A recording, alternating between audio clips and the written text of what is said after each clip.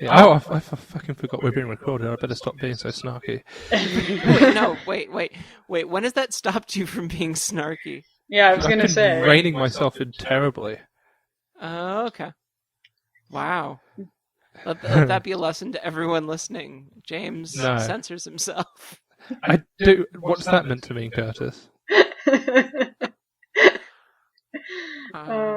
We're all friends here. Yeah, well, the trouble is, I mean, Amanda's at least in the room, although she's a bit far away. I can't get my hands on you now, so it's going to be really difficult making sure you don't start saying really stupid shit.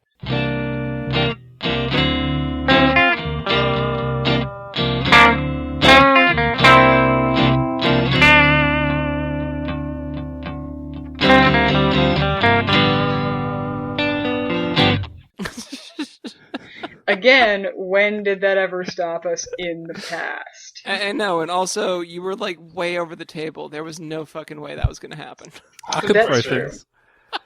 That is also true. I have to see the sense in that, yeah. Mm-hmm. Mm-hmm. I mean, we could have had an entire Marx Brothers skit of me running around that table. It was not fucking happening. Well, then Amanda needs to play whoever that woman was, the poor put upon woman. Oh, Margaret Dumont. Yes. Oh, I'm nowhere near as good looking as Margaret Dumont, though. Does that mean that one of us needs to be cynically trying to marry you constantly because of power and money? Yes, exactly. You have everything that I want in a woman: money, power, influence. Did I mention money? God, now I really want to go watch Night at the Opera. That's a good one. My favorite is kind of always Animal Crackers. Yeah, Animal Crackers good. Duck Soup is really good too. I've got a fondness for Duck Soup because it was the first one I saw. Duck Soup is exceptional. Like, Duck Soup is kind of so refined and so perfect. It's the quintessential Marx Brothers movie. I think in a weird way, and this is going to sound super fucking idiotically hipsterish, I like Animal Crackers because you can see them figure out where they need to go. Yeah. What about Day at the Races? No one's mentioned that. Oh, Day at the Races is really good too. Yeah. I mean, that's where I steal my favorite routine. Doctor. So we don't have class Monday or Tuesday because it's fall break. Yeah. Oh right, you don't have class because of Columbus Day, and then no, it's because fall break. Oh, which is positioned here because of they have to give us Columbus Day. Yeah. That makes sense. The Columbus, by the way, being the biggest bastard. He is was a giant douchebag. Yeah. So this is going to be a history lesson again? We can do that if you want. Yeah, sure, whatever. I'm go. Easy. Well, the big thing about Columbus was finding gold. Yeah. Well, and spices, he pretty much... let's not discount spices. Spices were worth their weight in gold. Spices were worth their weight in gold, but you can't roll around on spices. You can't Jane Mansfield spices. You can't Scrooge McDuck spices. Okay, that might be a reference more people would get, but whatever. Yeah. What you mean, walk around not wearing any pants? See, Jane Mansfield, beautiful woman, like naked on top of a bed full of money, throwing it and putting it. That's Amanda and her Michigan maps. Just saying, way better image. Not really. Anyway, Yeah, so essentially Columbus was a giant douchebag who pretty much enacted genocide and encouraged the wearing of body parts as trophies, and that's pretty much all you also founder of the modern slave... not the modern slave trade. But... Well, it kind of was, actually. I mean, it's no longer in existence as we know it, but essentially he did start the transatlantic slave trade. Mm-hmm. Did you read the oatmeal thing? Yes, I did. Yeah. Oh, I see. So I didn't realize this is even more topical than I had previously imagined. Yeah. It's crazy topical. Okay. Emphasis on crazy. Yes. And I didn't realize the internet had already commented. Yeah. That's why we're doing it, because we have no original thoughts. That's why we read other people's papers and talk about them. Anyway, do we want to do like an intro? Oh, yeah, maybe we should. Yeah. Okay, I'll start then. Okay. Hey guys, and welcome to Paleo After Dark, your bi-weekly paleontology podcast where we vaguely talk about science. The vaguest. The vague? the vaguest talk of science. Yeah, Vegas talk of science. I swear to God, I thought you guys were saying the Vegas, like Las Vegas. See, I I like thought you were Las thinking Vegas. of the nerve. Lost Vegas. Jesus The great Christ. mythical city of Las Vegas. Las Vegas. Oh my God, I now have the name for a post-apocalyptic, like, Fallout New beyond Vegas. That has Beyond- to have been done. No, Beyond that has to have Thunderdome. been done. Fallout I don't New know. Vegas. Okay, somehow we have to like look for Lost Vegas in on Amazon or something. Yeah. We're probably giving somebody like a bunch of free advertising. James, actual intro. I'm looking up Right. Lost Vegas right the fuck now. Okay. Do you want me to keep talking? Yes. Yeah, whatever. Okay. Do it. We're joined by the three usual members, myself, Amanda, say hi. Hello. Curtis, say hi. Busy looking up stuff.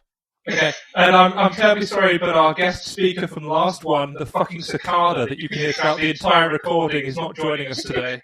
Yeah, it's really nice and cool here in good old Lawrence, and the cicadas are probably all dead by now, so we never have to hear them again because all of us are graduating and leaving. So hooray! We never have to hear them again because none of us are making it through the winter. I was gonna say, what is this, the fucking Donner Party? We will never hear cicadas ever again. Could just be like, guys?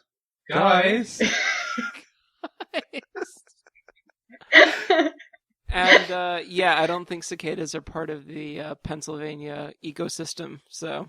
Yeah, they are. You guys Wow. get the 13-years out there. Oh, we do? Yeah, you should, I think. It's East Coast. What, are they Well, repeat it's offenders? been, like, 50 degrees outside, and... Well, that'd be so- why, yeah. I mean, well, you've just missed peak season is all. What you're saying is you've got Google something to Vote. look forward to. I could probably do it. I've got my two screens up. Oh, you do? Yeah. Yeah, he's dual wielding. I've got the paper up on one screen. Why so I is can- it when you absolutely want something, your computer just decides, nah, fuck you? Because that's life. And it doesn't Yeah. just apply to computers, it applies to everything ever. Yes. Oh my God, James, you'll appreciate this. Last night I had a dream where one of the postdoc foundations that we've applied to Uh-huh. literally just invited me to this warehouse and just had me sign paperwork and were like, we're giving you money. And I was like, wait, what? Because it was like tomorrow. Were you there as a top man to work on top secret things that have been found? Top. Yeah, I was Man. gonna say, was there like an Indiana Jones or Mission Impossible kind of thing going on? No, it was more like it wasn't even a warehouse, it was like a gymnasium or something. And it was like Was it a jungle gym?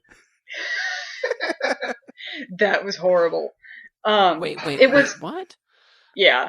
So it was like you go in and I went in and I sat down and there were like all these people and they were like, here, fill this out. And so I'm like, okay, so I'm like filling out the paperwork and they come back and they're like, okay, good. So you've turned your application in. And I was like, yeah. And they were like, okay, good. Yeah, we're considering you for funding. And then they came back like 30 minutes later after I tried to wander around the building and figure out what the hell state I was in because apparently I had no idea. And they were like, okay, we're giving you money. And I was like, really? That's weird. Mm-hmm. So your weird Kafkaesque nightmares all end happy? No, but this one. Okay. Ooh. Lost Vegas just comes up with wait. Lost Vegas Antiquities. It's a store. Oh, that's lame. So it's not a book. So we could write a book and make money. We could write Yeah, a book. so What do you far want it it to does be not about? seem like I don't know. Lost Vegas is a.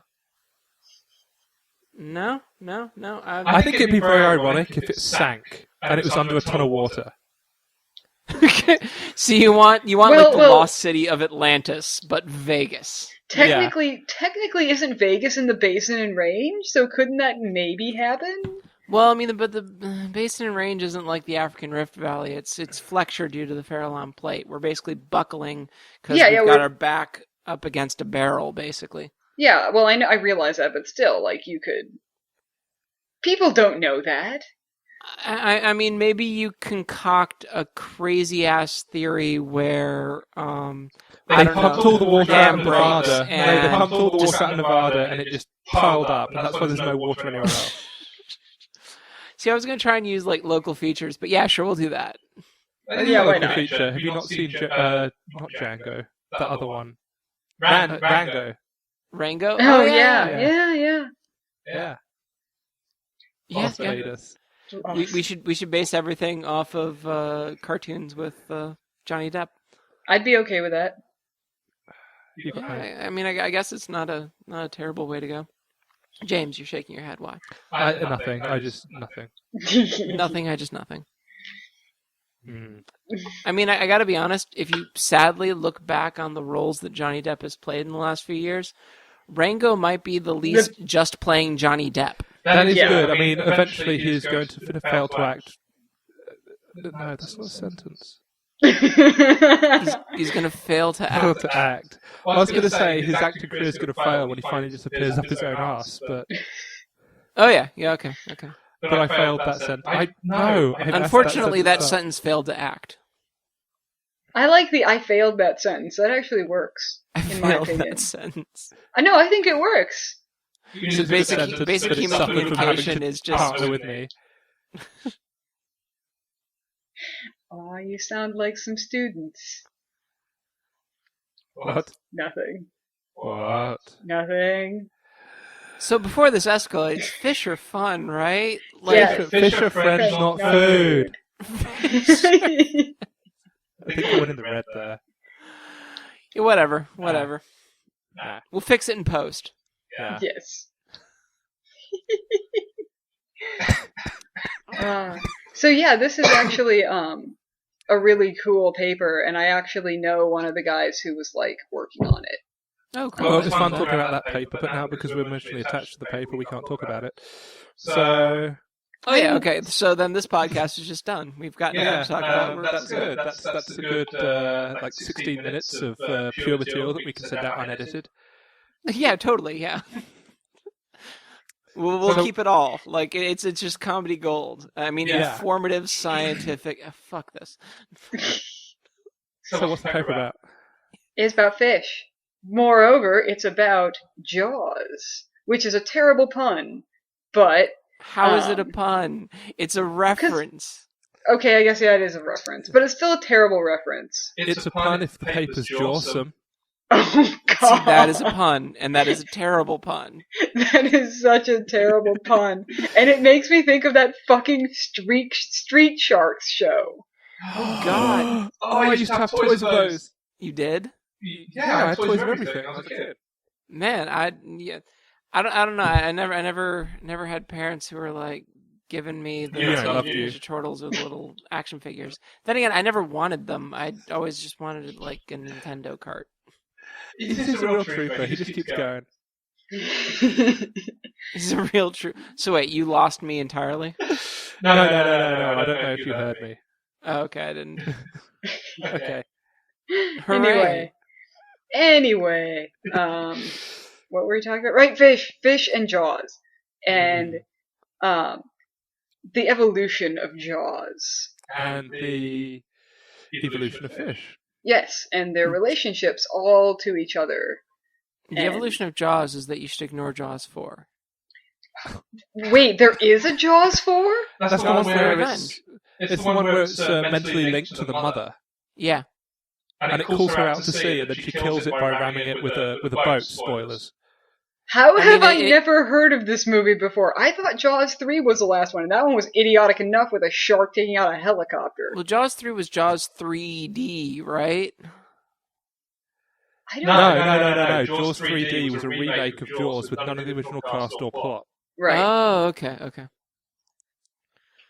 Yeah, no, there was a Jaws 4, and yeah, he's right. There's a psychic shark that's linked to the mother from the original movie. Because they're all related. All the sharks are related. And they hate that family. So this woman's the matriarch is mentally linked to the mother of that family. They've been killing a family of Jaws sharks. Wait, is this like a Highlander thing where each like you kill one? This is like a desperate for paycheck thing. Okay. And if you're going to go into Highlander, do you mean the original film, which is the only real one? Or do you talk about the point where there's suddenly aliens and they retcon Sean Connery back into it as much as possible and... Well, like, I like the original Highlander, and my roommate really likes Highlander too. Like, she spent pretty much our entire college career trying to find it on VHS, so I don't know where to go with that. But I did wonder how you. I mean, I haven't seen Highlander 2. I've only seen the original. I did wonder how you could go further when there can be only one. Because then it goes, it's a case of they're aliens and more come, and then they have as many flashbacks as possible so that Sean Connery can be in it. Oh, okay. Gotcha. yep. I still say Christopher Lambert's best role is Raiden. But we've already talked about Christopher Lambert extensively on this podcast before. I once went to a Halloween party dressed as Christopher Lambert, dressed as Highlander. That's really well done. I wasn't here for that. You've seen the pictures? I have seen the If pictures, you really yes. want, I can grow my hair out again, and it'll look even better because I won't be as fat. Ba-dum-bum-bum. That wasn't a joke.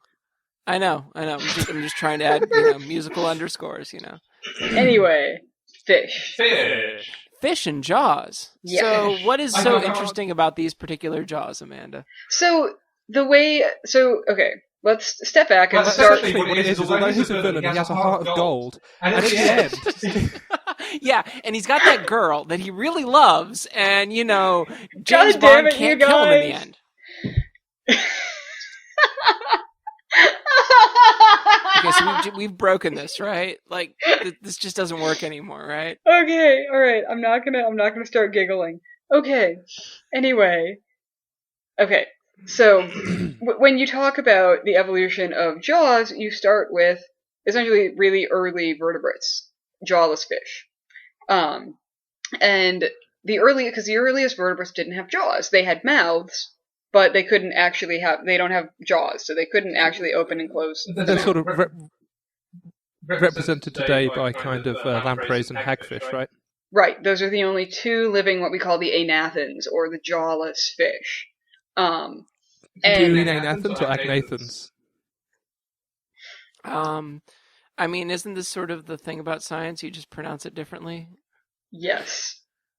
Yeah. Let's not get any more pedantic than we already are on this thing. But pedantry is all I have to live by. Oh, God damn it. One is about being technically correct all the time, the other one is being obsessed with feet. Yes. Oh, can I just get a little white pendant over here to just wave? Yeah, Anyway. sure, whatever. We'll give you a ring of salt. You just pour it around yourself whenever you're feeling unnerved. Right. So, anathans. The G is silent. And Ooh. yes, and that means jawless fish. And so, primitively, you're dealing with a pretty big radiation of jawless fish. And most of them, interestingly, are heavily armored. The ostracoderms, for example, are pretty heavily armored. Oh, go ahead. Sorry. No, it's okay. This is now pedantry again, because this is perhaps something that we don't need to go into. But there's a debate as to whether their armor actually acts as armor, or if it's just a phosphate saw, because it might not have been actually that rigid. Oh, really? I wasn't aware of that. That's pretty cool. I have to deal with this a lot because people throw around the Euryptrid predatory. Right. Yeah, I knew about that. As far as whether or not Euryptrids were destroyed by Placoderms, or whether or not Euryptrids could have eaten them. Yeah. Right.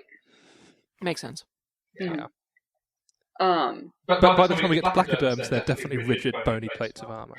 Right. Yes. Okay. Sorry. So let's step back again. We have to explain this. So when you look at the evolution, that's fine. So when we look at the evolution of fish, we kind of take these steps towards jawed fishes, and there are what's called placoderms, which until recently were thought to be sort of a bizarre, almost secondary evolution of jaws, because they just have these big, bony plates as jaws with no teeth in them. Mm-hmm. And they have denticles. Denticles, but not teeth as we think of them as teeth. And then no enamel. No enamel, yes. And or dentine. Or dentine. And the way that and then the other branch starts with like the what are called the acanthodians, or the spiny sharks, I think. Spiny sharks, yeah. And these are categorized by having these weird fin spines, but without any fin rays. And they're really cool, and we have a ton of them here at KU, and they're awesome. But and both groups were considered to be natural groups. Yes. Yeah. So by natural groups, what do you mean? A monothetic clade. So basically, they have an ancestor, and then from that ancestor you have all of the placoderms or acanthodians, but then there's nothing that evolves from that lineage. It's self-contained, and then it goes extinct. Cool. Ancestors and all descendants, as we discussed previously, and lots of other things. Yeah, but I don't like looking back. I know. You're a forward-thinking person. No. That's why you're in paleontology. Exactly. Always thinking about the future, fuck the past. So what this paper kind of did is that it sort of throws a wrench into that way of thinking, and actually looks at a placoderm, a Silurian placoderm, which was 491 million years old. That's a good time for the Silurian. I think that's what it was. 419. 491 actually puts you back a bit far. Oh yeah, it's fucking numbers. And so we look at a 419 million year old fish, which puts it back in the Silurian, and it actually is a placoderm that has recognizable jawbones that we see in osteichthyon fish, or the bony fishes. But, yeah. And this is interesting as well because it's been considered that your cartilaginous fish, so your sharks and rays, are primitive and retain an earlier structure, and that the placoderms, and this is why Amanda said the placoderms were sort of weird independently derived, because the boniness in that is considered to be convergent to the boniness in osteichthyons. I think this is the really interesting part of the paper, and we're going to have to focus, I think, a little bit on really piecing apart what this means. Just in simpler points. Yeah, but people had thought for a long time that the bony skeleton in modern fish, and therefore all tetrapods and all vertebrates, including us, had solidified from a cartilaginous skeleton like you find in sharks. Right. And that's something important to bear in mind when we're looking at this new animal. Yeah. Originally, we had thought that the sharks were basically cartilaginous, and that by being cartilaginous, as in not having, a solid bony structure, they're just made out of the cartilage, like the little bendable stuff in your nose. Skeleton, not structure. Sorry, skeletal. Their skeleton is entirely cartilaginous, so it's like the bendy stuff in your nose. It's not hard. And we had thought that, well, bones obviously have to be a weirdly derived thing, and we do look and we see earlier, your earlier things, your anathostomes that don't have bones either. So we assumed, sharks not having bones, that must be a primitive state. So it makes sense that sharks are just this very distant split between all other sort of vertebrate groups, or all other fish, and we are fish. So effectively. And there's another bony vertebrate. Yeah, and there's another source of reasoning that led people to believe this. This is a sort of recapitulationist idea, which is looking at development of modern animals and assuming that the way they develop reflects how they evolved evolutionarily. And that's that if you look at say mammals and fish, juveniles have cartilaginous parts of the bone. It's how it grows. That's why you can dislocate a bone as a child very easily and not break it, because it's not fully ossified. And so they assumed that this meant that we must have evolved from something that only had cartilage. Yeah, we see that across, I think, all vertebrate groups, actually. So that's a standard, I don't want to say standard practice amongst vertebrates, but yeah. Standard practice. Vertebrates just do it. Yeah. It's a thing that's done. It's fashionable. It's so in this year. I don't even know. So in, yeah. You're talking about de rigueur. About what? De rigueur. It's de rigueur. I don't know what that is. Okay, don't worry. I'm probably pronouncing it wrong. Okay, I really explain what you want to say though. It's French. It means fashionable. Oh. It doesn't, but it means standard. Or regulation. Okay. Yeah, I don't speak French. We found that out painfully this summer. So your time in Paris didn't go as smoothly as you'd hoped? Well, when you're lugging around 2 really giant suitcases full of photography equipment, and no. Yeah, makes sense. There were some very nice people who just walked up to me and started carrying my luggage up and down flights of stairs in the Paris subway, and I was like, merci. And that was all I knew how to say. And they just sometimes smiled and thank you nodded. is all you need to know. Well, you need to be careful. If you said any more than that, they might surrender to you. It's a jeez. fish. Fish, right? Yeah. Fish. They've So got this crazy thing flies in the face of conventional theory because it's Right. something that is very very basal fish, but it has a very more modern looking jaw to it. yes. And it's not even that. It's more that it's a modern looking jaw in a group that we didn't think had modern looking jaws. Yeah, you can identify the individual bony structures, and you can homologize them, which means that we say that they're actually the exact same structures as you find in modern jaws. They have the same bones in the same places, and you can see, because they're not fused like they are in most modern mammal jaws, but you can see the bits that will eventually fuse together to become essentially our jaw. Right, and if you look at something, say, like Dunkleosteus, so everybody go and Google Dunkleosteus. It's a really, really, really massively large armor-plated fish with huge fucking teeth. It's a huge placoderm Well, that not... lived in Ohio. Well, yeah. But they're not teeth-like things. They're self-sharpening plates. Yeah. And they suspect it fed by opening its jaw, generating vacuum, sucking things in, and then biting down. They've shown, based off the musculature, that it acts more like sharks than it does crocodiles. The musculature is to open the jaw rapidly, not close it quickly. Right. So we mentioned Jaws from James Bond, but basically, if you want an idea of what that fucker's mouth looks like, Jaws from James Bond. Yeah, actually, that's a really... Yeah. If you want to see something really cool, Google sand tiger shark embryo. Ooh, does it just again look like Jaws? They have two embryos, or they have two sections of the womb. Each one carries a number of eggs. The biggest one that hatches will then eat its siblings within that section of the womb. If you do a CT scan or a sonogram of it, you see this eel-like thing with bug eyes and massive fucking teeth. It's the first thing that grows in it. It's amazing. Yeah, it's nightmare-inducing. It's pretty awesome.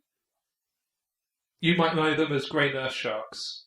I just looked at nurse sharks? You might call them grey nurse sharks. Their actual name is a sand tiger shark. Sand tiger shark. I will look that up. Yep. This is going to go so well when we... Hang on. We need waiting music. Do, do, do, do, do, do, do, do, do. This is just going to sound really weird to anybody. That's going to sound amazing because I'm probably not going to get the delay fixed. So it's just going to be dip, dip, dip, dip, dip, dip. The delay is not standard. That seems to be the problem here. Oh well. Such is life. I know. I'm having to try to really focus on the computer sometimes as opposed to you. All I see is when I look at my little thing in the camera is that there's just a giant thing in front of my face. I know, that's all I've got. This kind of makes me really glad that we're not going to do a video podcast, because... Eventually? That's your goal? You want to try and do this video? I think the only problem is that as much as you joke, I do actually edit this. I know. That is true, yeah. That would be hard to do. But that doesn't really affect us in any way. We put in the music in post, so I don't know if this. No. You would have to get your guitar out and play the intro. Yeah, it'd be great. Yeah, it'll totally work. You're right. We'll do it live. Fuck it, we'll do it live. Oh yeah. Yeah. Bill O'Reilly references. Oh, by the way, I know there are a number of young individuals that might listen to You're right, by the way. This thing is fucking creepy looking. I know, it's amazing, isn't it? It is like the pinnacle of creation. It's the most pure organism on the entire planet. Yeah. Anyway, what were you going to say? You're making an alien reference, and it kind of fits. You admire these things, don't you? Without what is it? Without empathy, without fear, without remorse and regret. Oh man. Well, yeah. There was a train of thought we were on. Yeah, we're talking about the Jaws. Oh right, Jaws. Yeah. And the fascinating thing about this is we're talking about Dunkleosteus. Oh yeah, we're talking about Dunkleosteus. And so if you look at Dunkleosteus, you actually see that it's just got literally these two giant plates that make up Yeah. the lower jaw and nothing else. There's no other bone that's in there. And if you look at what's the name of this fish again? Entelognathus. Ectelognathus, yeah. You actually can see that there are multiple jaw bones in there, and that's the really important thing with this guy. Yeah. So I guess an interesting question to ask is, do we think that there's something unique going on in this one thing? Like, I know it shows that our original presumptions that this whole group is very different, is a different way, is wrong, but it's also entirely possible that this is a very unique branch of... The jaws convergent? Yeah, the jaws could be very different. It's an interesting thought, and I think this is one of the things they do actually go into this a bit in the paper, and they go by the idea that the characters surrounding it will result in sort of informing us on the homology statements for this.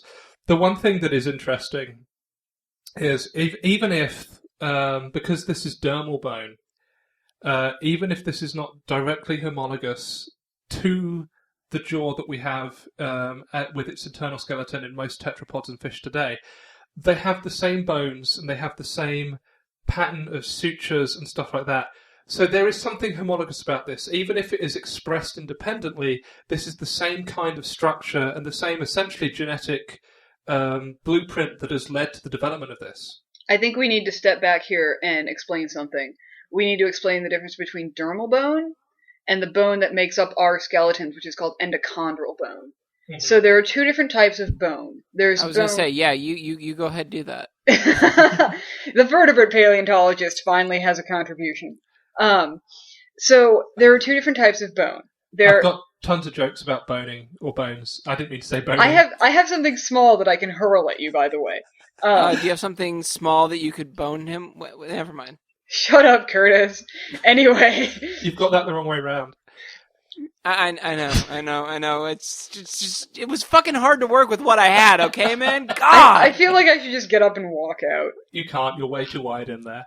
You're trapped. Oh yeah, I actually can't. Oh god. Well, there's the patio door. I can just. We're only 2 stories up. Anyway. Yeah, you only break a femur, which is an internal bone. So explain. Anyway, right. So there's 2 different kinds of bone, and there's what's called dermal bone, which is formed essentially within the skin. And then there is what's called endochondral bone, which is formed by the replacement of cartilage with bone by specific cells called osteoblasts, I believe. I think that sounds right. I think that's right. And like 5 years ago, Larry explained the process of forming dermal bone, but that was 5 years ago, and my memory's not that good, so I can't remember right now. I think it's ossification from the shaft outwards. No, that I know. I'm talking about. I'm talking about the formation of dermal bone. Oh, the dermal bone. It's accretions within the skin, and it is. Yeah, it's within the skin, but I can't remember the cellular process. Neural crest. That's right. Neural crest. It patterns across the top, and then it arches round. Yes. Depending on exactly where the bone is. Yeah. So in mammals, it's going to form a little bit differently in comparison to reptiles and things like that, because a lot of reptiles will form ossicles, like crocodiles have this, and it's sort of like a dermal armor, essentially. And that's a little bit different than the kind of dermal bone that you get, or the formation of dermal bone in mammals. The formation of bone is actually a pretty complicated process, and there's like an entire field of study that's devoted to looking at bone formation and bone growth and all these things, and it's called histology, and it's really, really a cool field, but it's way beyond the scope of just one podcast. Yeah, and it's even more complicated looking back at the stuff at this time, because we're coming to where the origin of basically endodermal and dermal skeletons have formed, and no one's entirely sure as to exactly the processes that got behind this, and there's still a lot of ongoing thing as to whether like dentine is one of the first things, one of the important things, exactly how neurocrest exhibits and stuff like that. There's a lot of very complicated studies that are going on, looking at not just this, but also like the brain cases of these organisms and Right. how this sort of impacted their functional morphology as well, and all this. And as I said earlier, discussions about just how ossified some of this dermal armor was in some of Right. the early ones. Yeah. And what's really interesting is that this isn't actually really well known, is that your teeth are actually dermal structures. The reason that you rub shark skin, if you rub it the wrong way, it can hurt you, Yeah. is that because they're all small teeth. Yeah, they're essentially small teeth, and that those denticles on shark skin are essentially the same structure that you get in shark teeth. And so that's actually something that we can look at, and that's why people thought placoderms weren't very closely related to things that are modern, to modern osteichthyans, because you can actually see when teeth form, you get this infolding of dermis into the mouth, and that's how teeth form.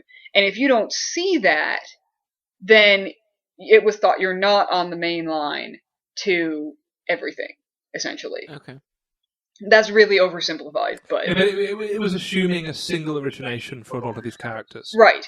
Which I mean is assuming a homology. Yeah. And to be fair, in biology, when we're doing any evolutionary studies, we assume homology until proven otherwise. Otherwise, we can't get anything done. Yeah, very true. But what's very interesting is that they assumed that cartilage is the plesiomorphic or the basal primitive condition, and that dermal bone was its own complete different thing, and rather than think of the ossification process or the origination of bone, be it dermal bone or endodermal bone, as being the character, they thought of the internal skeleton hardening. And the thing to remember about these placoderms is they had an internal skeleton that presumably was cartilaginous because it's not preserved usually. That partly is one of the things that they were basing this assumption off of.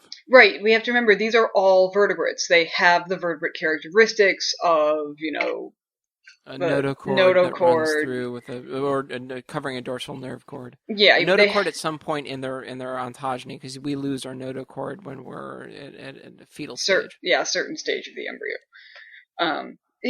So they have all of these characteristics. I don't remember where I was going with that. Sorry. Okay. Being present. I'm sorry I interrupted being present.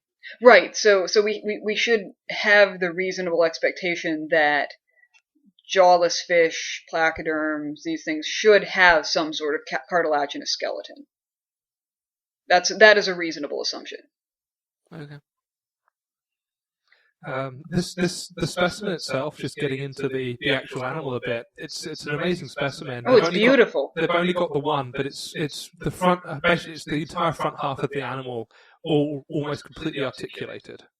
Yeah, and so again, we want to kind of stress that these things are basically covered in these large shells. Yeah. And this fish really does look like you can just pick it up like it's just been frozen in a rock. Yeah.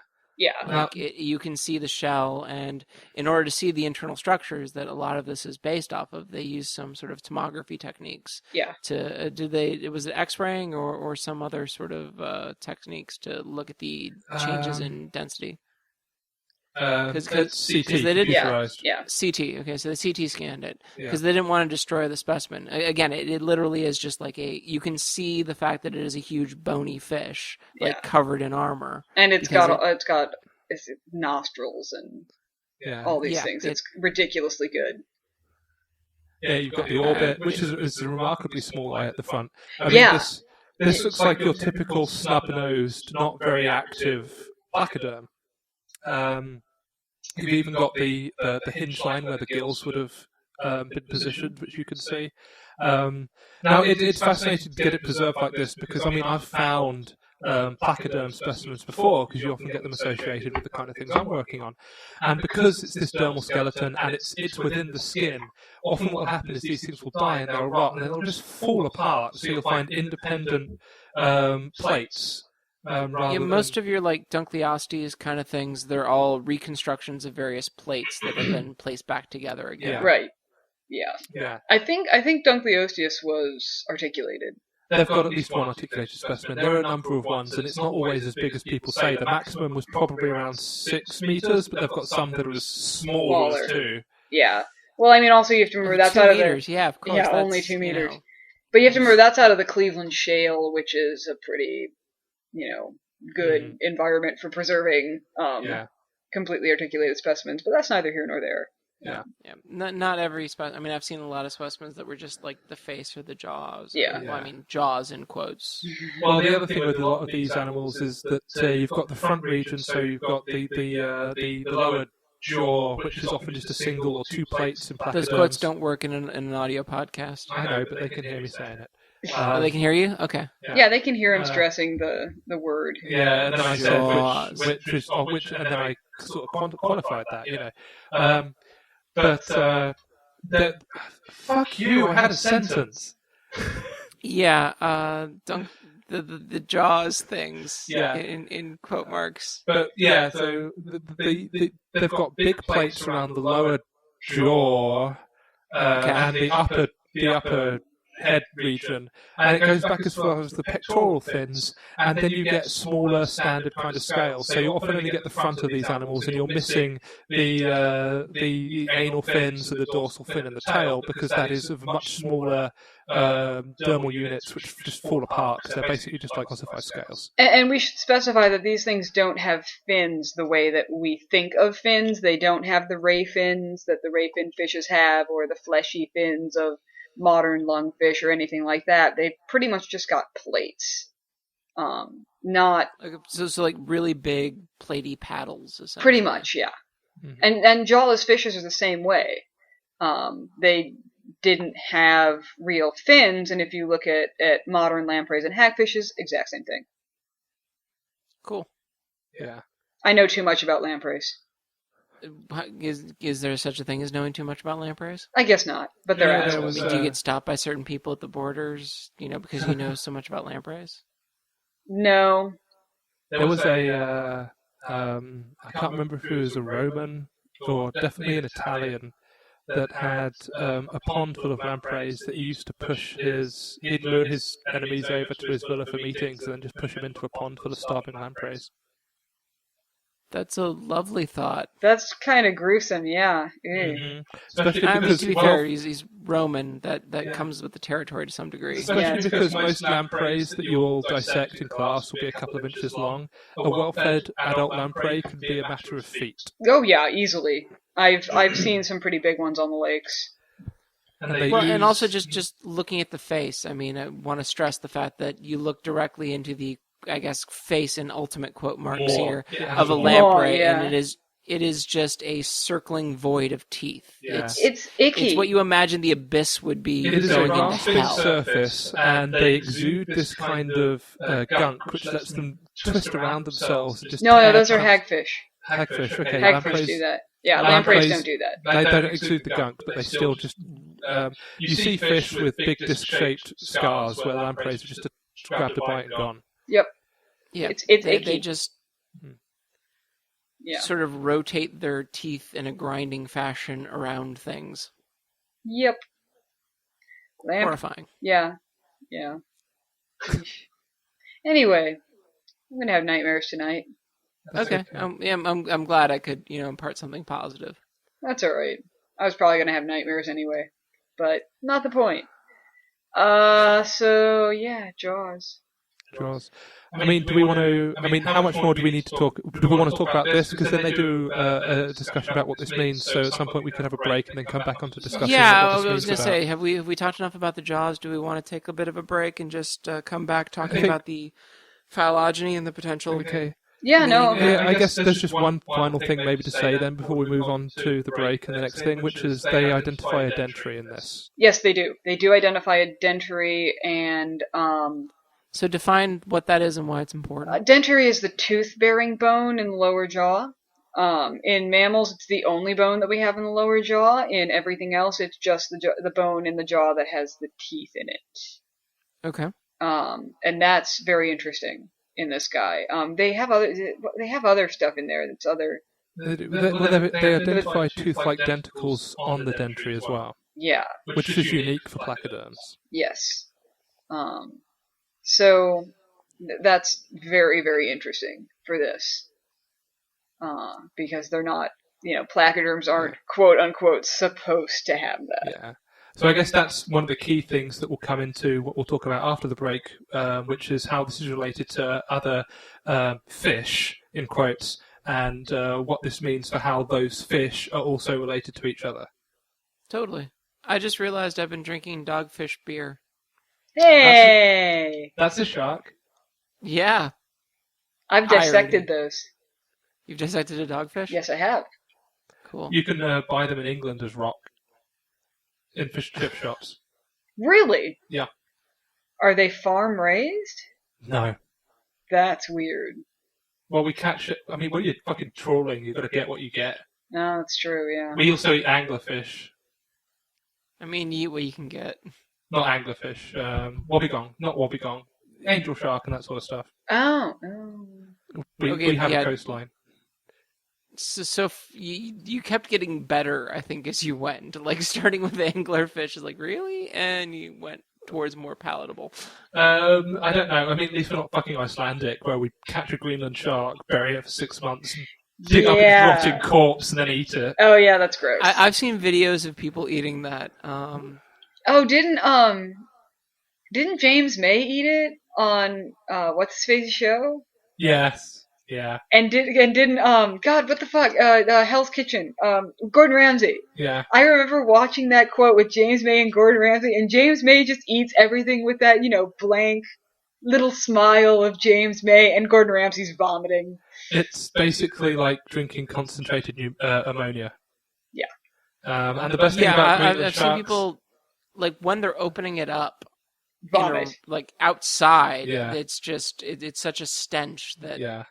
Why do you eat that? Why? Because it's a way you're of in treating Iceland it so and you can. I was going to say, because it's a way of treating it and you need the food, and Yeah. it's the only way you can cook it given the circumstances. Bear in mind, the Greenland shark is a fascinating animal. It lives in almost freezing waters. It eats seals. They're almost all blind because they keep catching this parasite which attaches to the cornea. So they're blind, slow sharks that for a long time were thought to just creep up on sleeping shills, but they probably are able to hunt as well, otherwise that's a really sucky way to live. Yeah, it is. And then every now and then some Icelandic bastard will just cook you and throw you in a hole for 6 months. What a Hooray. way to go, eh? On that note, we want to take a break? Yeah. Okay. I'm going to get a beer.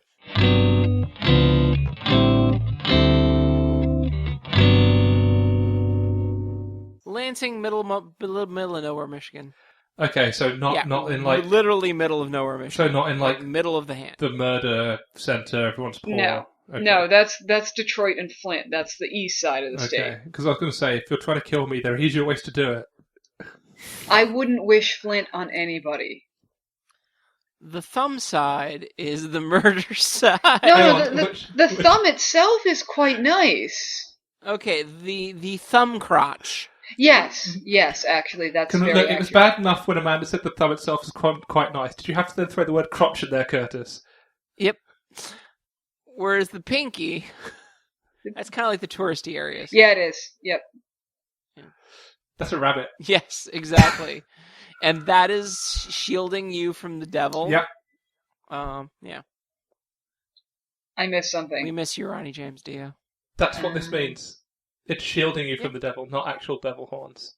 Yeah, it's making a cross with Ronnie James Dio is an Italian Catholic. He wouldn't fuck around with the devil. Oh, I get it now. Yeah, it was. I think it originates from Bram Stoker's Dracula, but it probably is a practice that came earlier. It's just the first written recording of this as being making a cross with your thumb and fingers. It's not the devil sign. Huh, interesting. Yeah, it's the opposite of what people think. Looking at. Okay. I was like, what are you looking at? You're looking at your hand. Yes. So next time we're thinking of bringing the cat over.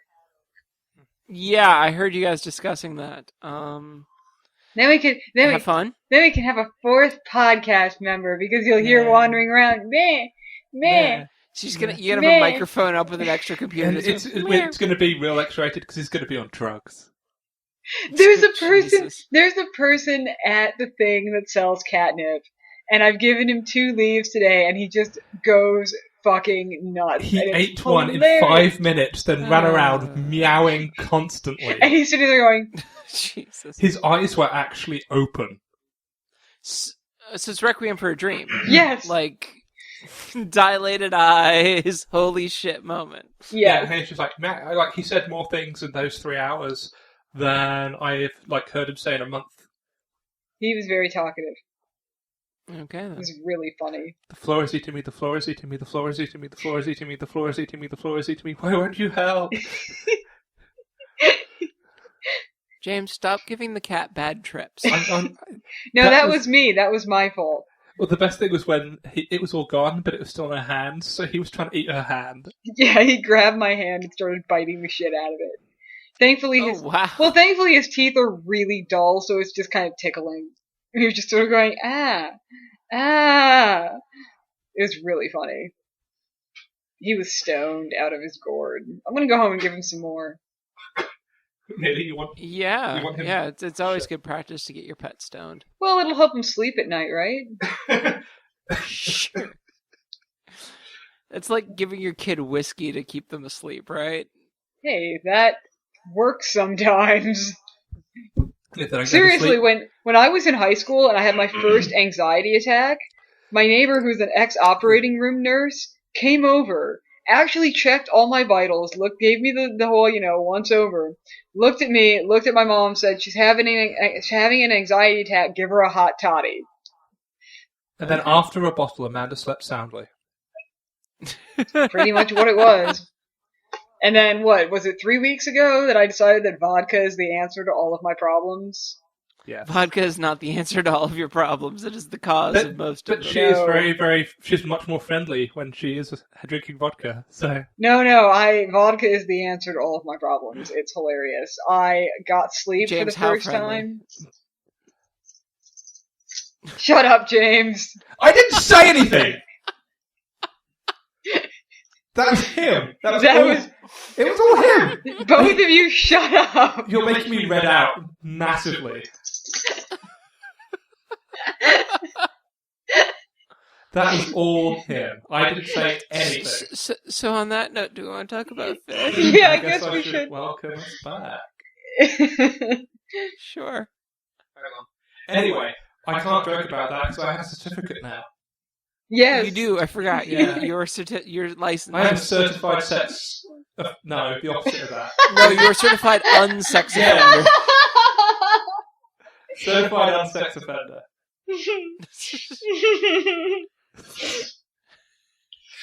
Are we killing Amanda again? Yeah. Not quite, but we're nearly there. Pretty close. Okay. Okay. So we're back. Are we back? Yeah, we're back. Okay, we're back. I mean, sure, we're back whenever we edit that we're back.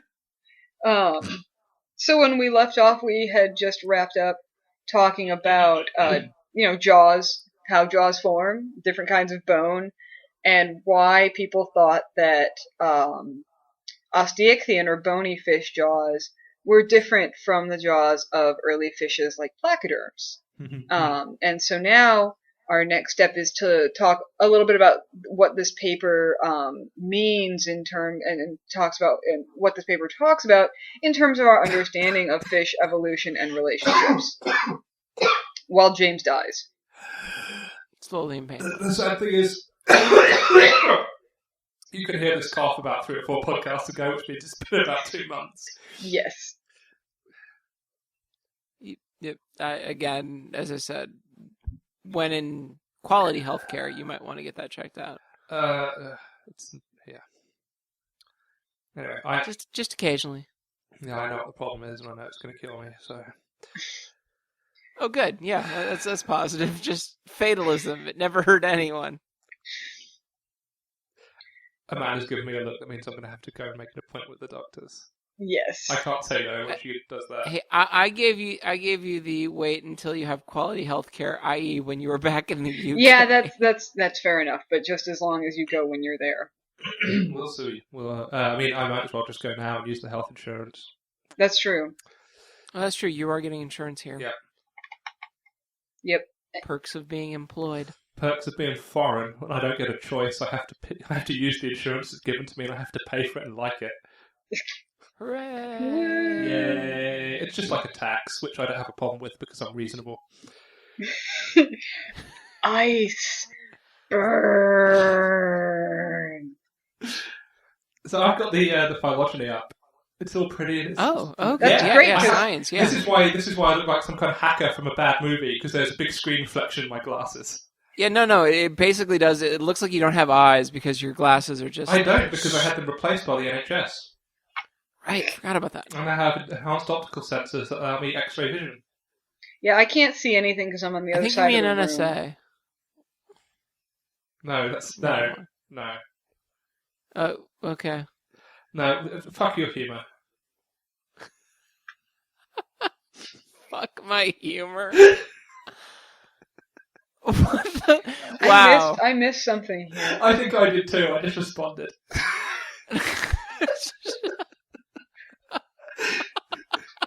These are nice. In a really these are nice weird drapes. way. Like it wasn't even so much of anything specific. It's just like fuck the things you stand for. Yeah, I hate it. It's not that I hate you. I just hate everything you've ever done and ever stood for. Look, it's not you. It's just everything you've done. Yeah, I don't think you're a terrible human being. I just hate all your work and everything about you. But I'm sure you're, tolerable. Yeah, I'm sure that when you die, I might miss you a little bit.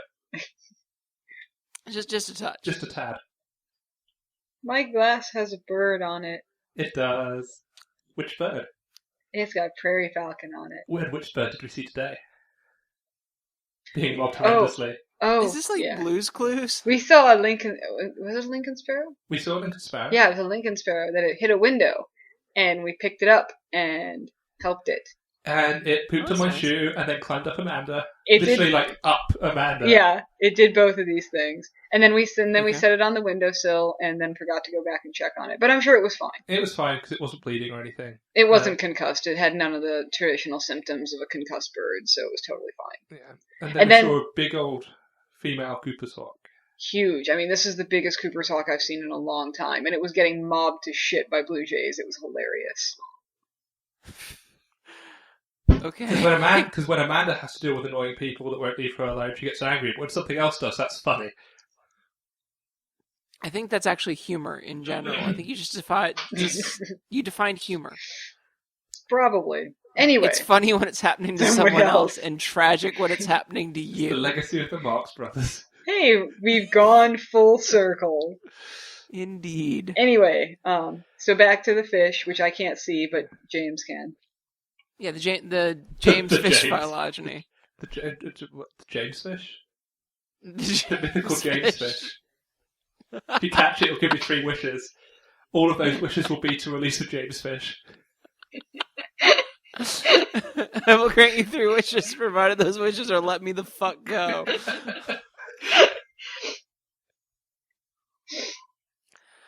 So, yeah, I can have the papers up as well. Okay, cool. Because I can't see shit. It's okay.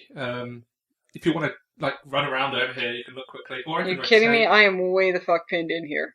For the record, I really did like on their original phylogeny when they were just showing the status quo before they went to their Penguin. new phylogeny. The Penguin. bony fishes and penguins, Yeah. just to show that we are all fishes, was really funny to me. Yeah, but I like the fact that they went for something that is actually aquatic. Yes, they still kept it being marine. Well, because some people would see a whale and get completely the wrong idea. That's true. Yes. That is true. Because some people are stupid. But the thing I really like about it from a visual standpoint is that every other fish is arranged at a 90-degree angle, but the penguin is tilted slightly, so it looks like it's photobombing. It's not just that, it's running. Yeah, it's tilted and it's got one wing out. It's like, yeah. One wing out, 1 foot up. I don't know.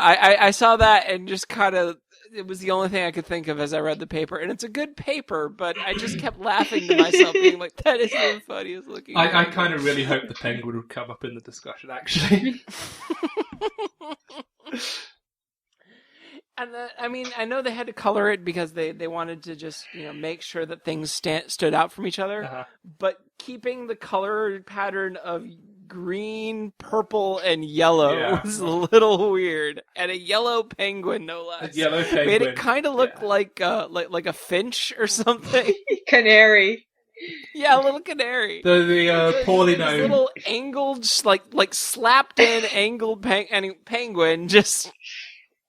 And this is why figures matter, kids. It's a good figure though, in that I totally get what you want to say. It's just really funny to me. The penguin is a masterful touch, especially because it is the penguin, the most majestic and regal of all creatures.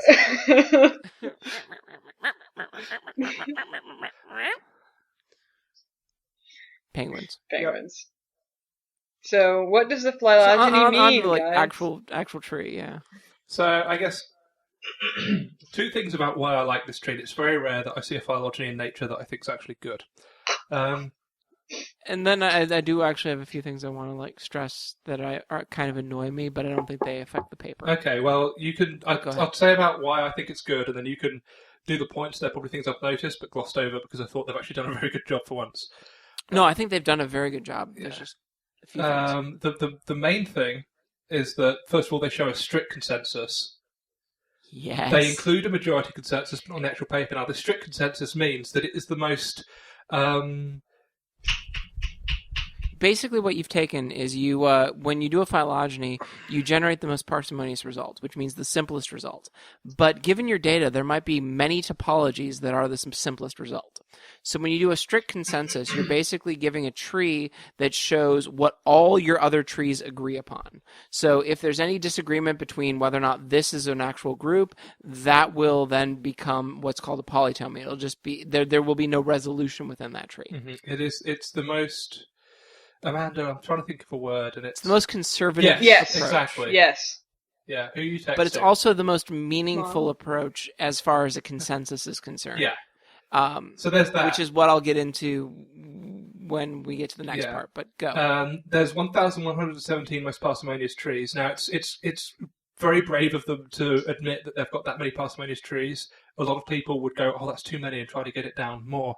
It's also fascinating that it's so well resolved, given there are that many trees. Yeah, I mean, it's not unheard of. Yeah. Especially considering how many taxa they have. I mean, how many just taxa do they have? It's 57. 75. Yeah. 75. Oh, wow. Yeah. It's a lot of taxa. So, yeah. I mean, just a few pairwise 200, clades where they do have some polytomies. characters. I mean, they have really good clade resolution, but they have some clades where they just here's a bunch of stuff we don't know where it goes. Yeah. And sorry, carry on. And that can add a lot of trees to it, even if you're still getting good resolution. Yeah. And here's the thing that I thought was really good as well: the animal we're talking about is not perfectly resolved. No. And they admit that, and they own up to it, and they say these are the 3 places where it can go, and then they discuss it given that, and I think that's very good. I think it's excellent. And the fact that it's not perfectly resolved is still cool because regardless, it plots in a place that's weird. Yeah. Like it plots in an unexpected place. Even though it forms a polytomy, it doesn't have good resolution where it is.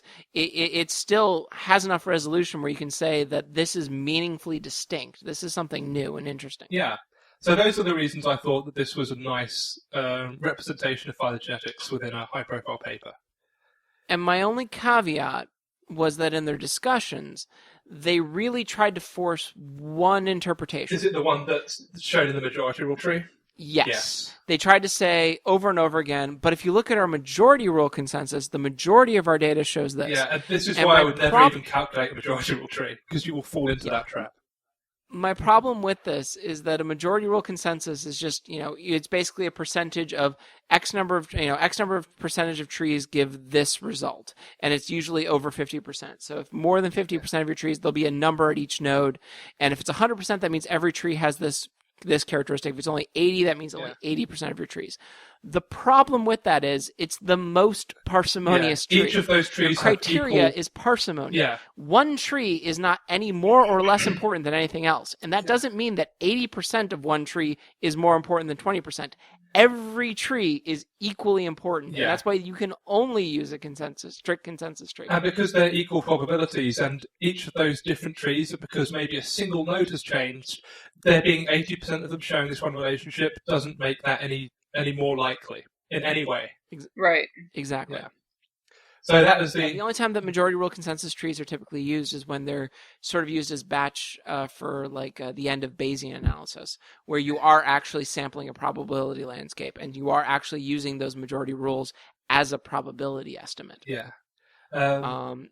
In parsimony, it should never be used because it's meaningless. No, the only time you tend to use it is if this maybe is not good practice, but if you have no resolution and you want to see what it is so that you can see what you need to focus on, but that's not a good way to do it. Yeah, it's kind of also like people using Adams consensuses to look for problematic taxa, which in and of itself is potentially problematic. This is getting way too inside baseball. I have no idea what you guys are talking about anymore. Yeah, the key thing with all this is that, generally speaking, I really like the tree.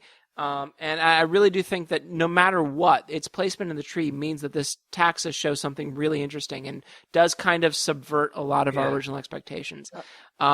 It's just that sometimes you want to say something, a little bit more certainty, and people can use things like majority rules to try and say that there's more there than there actually is. There's not necessarily anything wrong with what they've done. What they've got is multiple hypotheses, and they go, we favour this hypothesis. The trouble is, because of the way they've gone about it, which is try to assume something is statistical meaning when it doesn't, it perhaps makes you slightly more leery than if they said, out of these three possible ones, we think this because of this homology.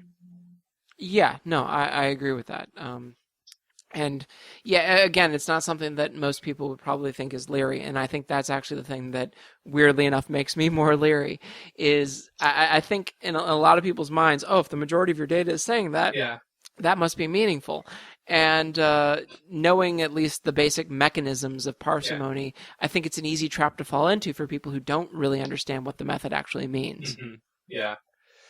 And I don't think, for the record, that they don't understand parsimony. No, I just think they wanted to find some way of giving an assessment criteria for how to resolve this thing. Yeah. And that's understandable. And again, it's in nature. Nature's probably going to want a little bit more specificity because it's going to, if you're regardless, this data, even without the majority rule consensus, regardless, this data is interesting and unique enough and well resolved enough to really need to be in nature because it's something unique. Regardless, but that little extra bit, I can see you wanting that for interpretation. Interestingly, there are maybe two main points that come out of this that are fascinating, and they're not actually directly related to the animal. There are two things they say. One is that Placoderm is not monophyletic, so Placoderm's actually kind of like a group that is just on a series of offshoots of the ancestors leading to the other fish. Now, this is something that's been said before, but there's now further support for it because of this new animal. Yes. The other very interesting thing, which perhaps is the major thing, which is acanthodians, which have always been considered to be these weird things, are shown here to be the ancestors and sister group to sharks and rays. And that is actually the big conclusions of this paper. That actually has almost nothing to do with this animal. It's just the way this animal has changed what we know the ground pattern to be, has shifted the tree so much. And I think that's really cool, at least for phylogenetics, and it's kind of always the case, is when you start to add in new data, you suddenly, the things that originally looked like they were the ancestral states probably aren't, because you have other things that are showing that the pattern is more complicated than you originally imagined. And so, I mean, and Amanda knows more about how this sort of stuff evolved than we did, given now that they're saying that acanthodians, not a natural group that sort of forms part of the ancestor lineage to sharks. I mean, what does that mean in terms of how we know that the skeleton evolved now? Yeah, that's completely different because acanthodians, I think acanthodians have bone. I mean, I'm thinking back to the specimens that I've looked at recently, but they were juveniles. which wouldn't have fully ossified skeletons anyway. But I know they have the bony fin spines, but I think they also have a bony, a bony skeleton. I would have to double check that, but I believe that they do. Which I think they do. I thought they do mention somewhere in the paper that their results suggest that sharks and rays being cartilaginous in skeletal structure is a secondary loss. Yes, that's the one of the big things that they say. And that is very interesting, and not particularly surprising to me, actually. I mean, sharks are weirdly derived in a lot of other ways compared to basal fish, and compared to just all other fish. Yeah, I mean they've got a unique jaw and pelvic fin structure. They're highly. Most of what we'd think of sharks are highly specialized predators with a tuniform body plan, and if you think about it from an evolutionary perspective, given that we know that juveniles in tetrapods tend to have poorly ossified skeletons, you could see how sharks maybe would just retain that as they grow into adulthood, and that makes it, although we think it's primitive because of how we see our own development, the retention of it in adulthood is actually a derived condition for sharks. Right, exactly, and that in itself is very interesting, and it's sort of. I'm trying to think back to when I took lower verts, but it's always the way that I seem to recall that it was discussed is that sharks may be this weird off branch that's not, really that closely related to everything else. Yeah. And do acanthodians have dermal armor? They have dermal scales. Okay. So I don't believe it's actual real armor. Like I said, the specimens that I've looked at really recently were all juveniles, and they're really actually cool. There's a monograph type thing that came out, I think, in the 70s on these specimens, because they're from Hamilton Quarry in Kansas. They're Permian, so they're a lot younger than these things, but it actually shows all these stages where you've got these juveniles where they're kind of starting to ossify these scales in the tail region, and then you can actually see the bigger and bigger specimens getting more and more larger scale patterns all the way up the body, which is really cool. But I don't think they're actual dermal armor. I think it's just denticle type scales. Okay, and that's interesting because denticles are not something you see in osteichthyons at all, really, is it? No, I don't think so. I think you only see those in sharks. So what you're kind of looking at here from a character evolution point of view is if the ground pattern for all modern fish and fish-like things was to have dermal armor, and then they've lost it, but it's been retained in acanthodians and chondrichthyons as dermal denticles or dermal scales, and rather than the armor being developed... So you're suggesting that the denticles are... Well, because I say you're suggesting that the denticles are like a variation on placoderm armor. That could be the case, but there are fish that have dermal scales. I mean, ganoid scales, things like that. Those are dermal. But they've been lost independently then in both. And regained, yes. Yeah. So, and that's interesting because what we're looking at once again is what you often see in evolution is that although you'll have a characteristic that might seem to define a group, it can be lost and then reacquired quite easily, actually. So you're suggesting like deep-seated developmental parallelisms, that these things are turning on and off, but the basic structure of what's causing them might still be there on some genetic level, but it keeps getting modified. And that might be the same thing we're seeing with the jaw structure if Intellinathus, if given that it's dermal skeleton and not your typical skeleton that you see in osteichthyons, that you've got the same structure, but it's being expressed in different ways given the materials it had to work with. Right. I mean, anything's possible. Yeah. Also, I mean, we don't entirely know just how, because a lot of these placoderms had non-ossified internal skeletons, how much the expression of the dermal armor is patterning based on the internal skeleton.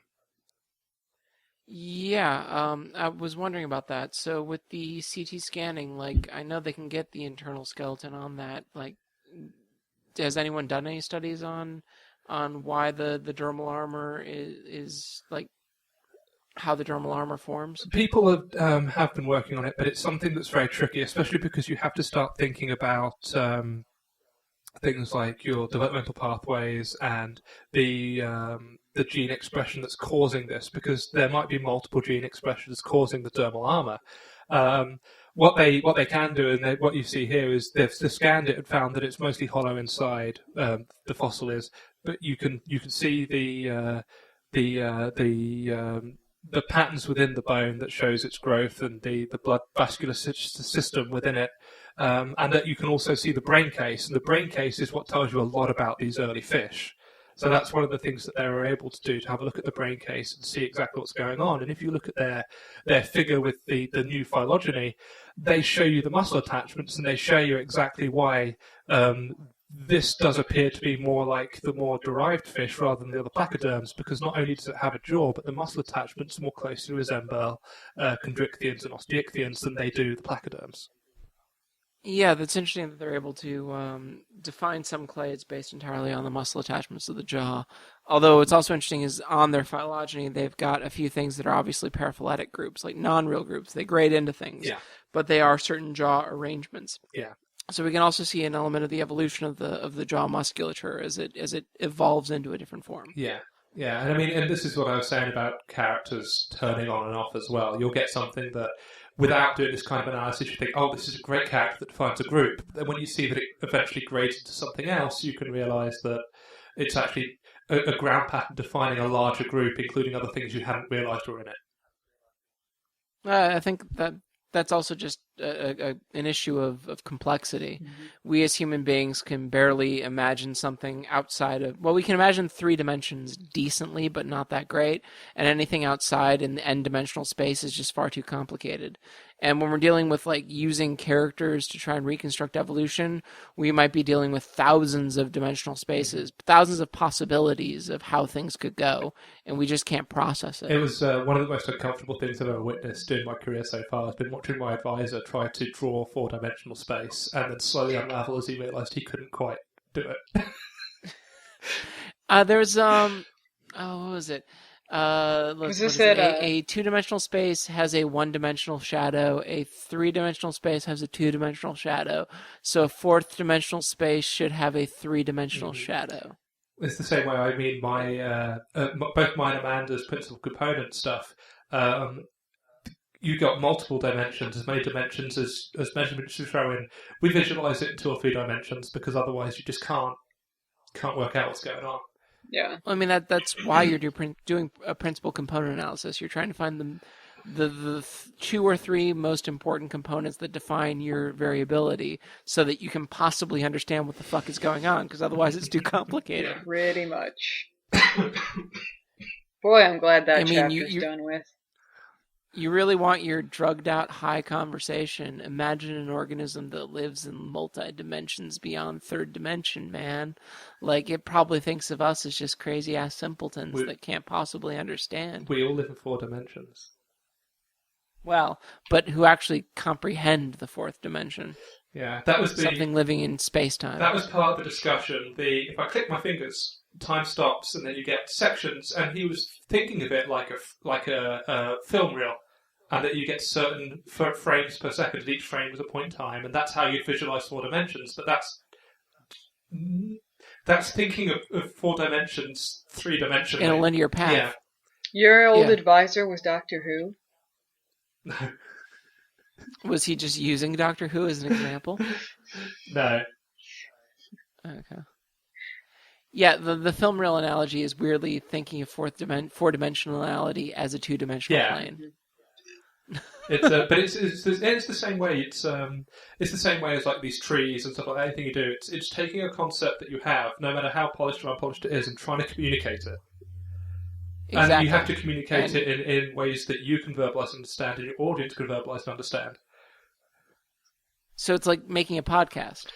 Yeah, except nobody understands or cares about our podcast.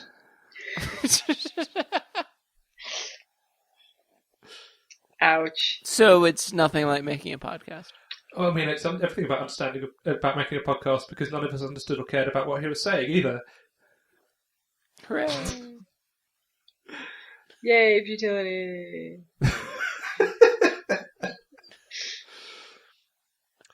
This is all gone. Fuck this. This is all edited.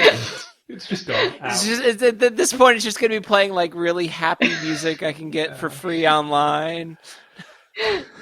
I don't know how I'm going to do it, but there's just going to be like visual text that suddenly appears out of nowhere on your MP3 player that just says, relax. Relax. Life is good. It'll be like those old episodes of Animaniacs. Yes. Or the Freakazoid episode for Relaxovision. No, it was Screamovision. Well, no, they did Screamovision, but they also did Relaxovision. Oh, did they?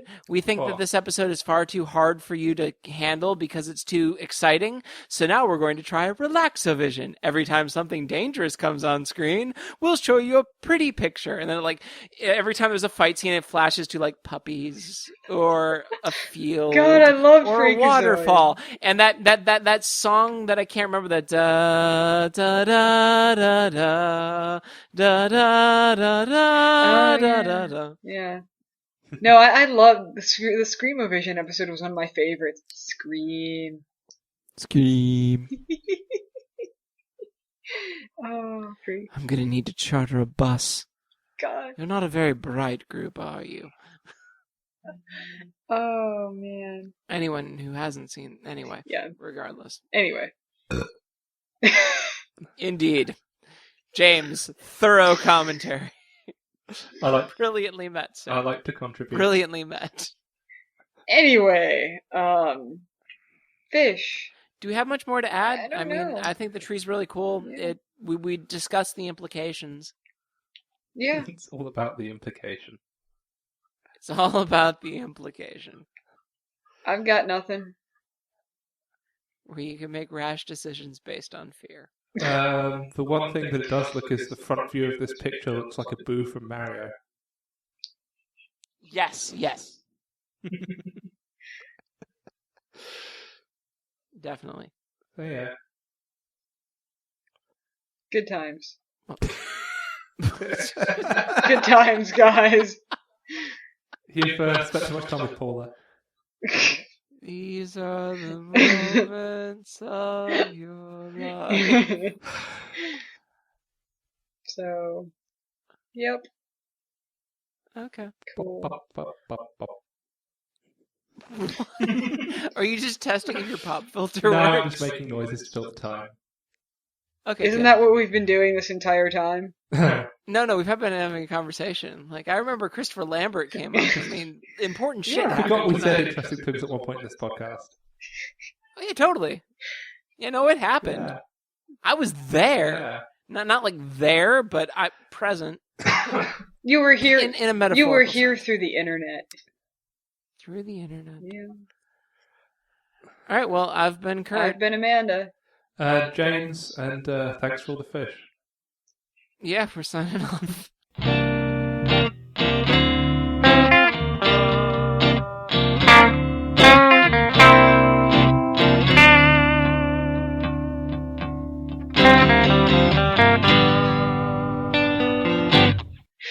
God damn it, You were James. waiting for that, weren't you? The best thing is I said the line wrong.